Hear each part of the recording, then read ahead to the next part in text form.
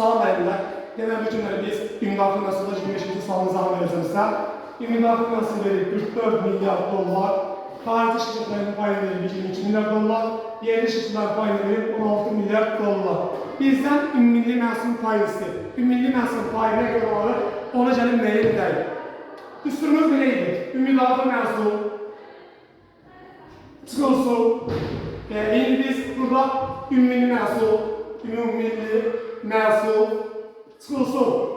Yeni şirkətlərin payı, bərabərdir xarici şirkətlərin payı. İndi bizə ümumi məhsulları verir burada 44 milyar dollar. Çıxılsın bunlar 44'dən. Müəttərəcədə. Bir kız, biz ümumi məhsul bilmirik, nə qədər olduğunu onu müəyyən etmək istəyirik. Yeni şirkətlərin payı nə qədər verir? 16. Bərabərdir xarici şirkətlərin payına 22'ye. Bir kız çıxılsın. 44'dən 16'ın toplayanda 60 edir. Bərabərdir 22'ye. X da buradan tapılır nə qədər? 38 milyar dollar. Deməli, bizim ümumi daxil məhsulumuzun miqdarı nə qədər olacaq? 38 milyar dollar.